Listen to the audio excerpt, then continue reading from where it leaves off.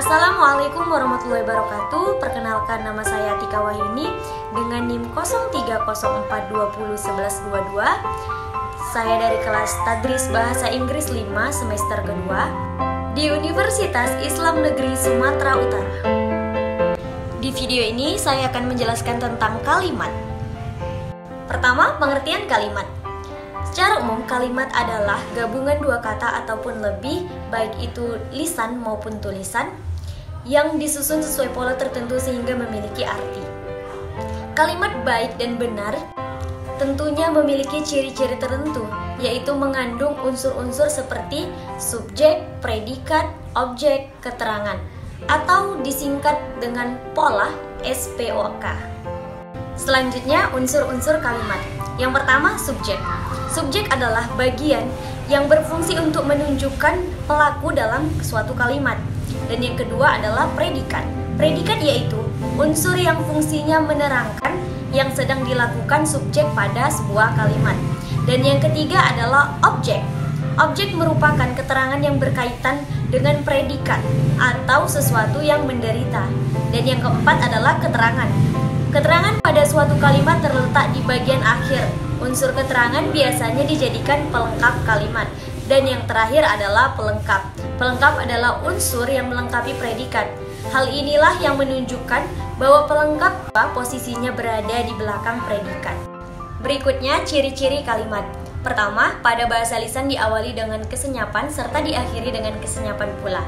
Yang kedua, pada bahasa ditulis diawali dengan huruf kapital dan diakhiri dengan tanda titik, tanda seru, serta tanda tanya. Yang ketiga, kalimat aktif minimal terdiri dari subjek dan juga predikat. Yang keempat, predikat transitif disertai dengan objek, predikat intransitif bisa disertai dengan pelengkap. Yang kelima, mengandung anggapan yang lengkap. Dan yang keenam, menggunakan urutan yang logis di setiap kata maupun kelompok kata yang dimana mendukung fungsi SPOK, subjek, predikat, dan objek, disusun ke dalam satuan sesuai dengan fungsinya. Yang ketujuh, mengandung satuan makna, ide, atas pesan yang jelas. Dan yang terakhir, dalam paragraf yang terdiri dari dua kalimat atau lebih, kalimat-kalimat tersebut disusun ke dalam satuan makna, pikiran yang saling berkaitan. Hubungan dijalin melalui konjungsi, pronominal atau kata ganti, repetisi atau struktur sejajar. Selanjutnya, jenis-jenis kalimat berdasarkan jumlah klausa. Terbagi menjadi 3 bagian, yaitu kalimat tunggal, kalimat bersusun, dan kalimat majemuk. Kalimat tunggal adalah kalimat yang terdiri dari satu klausa bebas. Contohnya, Susi pulang dari Aceh. Dan yang kedua, kalimat bersusun. Kalimat bersusun adalah kalimat yang terjadi dari satu klausa bebas dan sekurang-kurangnya satu klausa terikat. Contohnya, Denny tidak mencuci motor karena hari hujan. Dan yang berikutnya, kalimat majemuk. Kalimat majemuk adalah kalimat yang terbentuk dari beberapa klausa bebas. Contohnya, dia datang dan duduk di sebelah saya. Dan yang berikutnya yaitu jenis-jenis kalimat berdasarkan fungsi subjeknya. Terbagi menjadi 2 bagian, yaitu kalimat aktif dan kalimat pasif. Kalimat aktif adalah kalimat di mana subjeknya merupakan pelaku atau melakukan perbuatan. Kalimat aktif adalah suatu kalimat yang subjeknya melakukan tindakan yang diungkapkan dalam predikat terhadap objeknya. Contohnya, Anis menanam bunga di halaman. Dan yang kedua adalah kalimat pasif.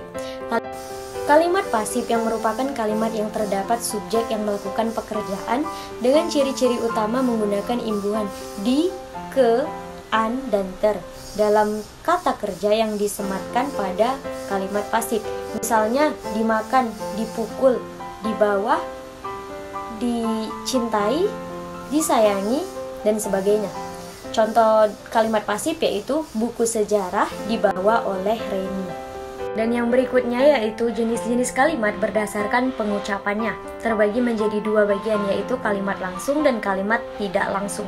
Kalimat langsung adalah kalimat yang digunakan untuk mengutip ucapan seseorang tanpa merubah sedikit pun apa yang diutarakan oleh orang itu. Contohnya, Bima berkata, "Aku akan ke Medan besok." Dan kalimat tidak langsung adalah kalimat yang digunakan untuk menceritakan kembali pokok ucapan seseorang tanpa perlu mengutipnya sama persis seperti ucapan aslinya. Contohnya, Ayu berkata kepadaku bahwa aku harus pulang. Dan yang terakhir, jenis-jenis kalimat berdasarkan fungsinya terbagi menjadi 4, yaitu kalimat tanya, kalimat perintah, kalimat berita, dan kalimat saran.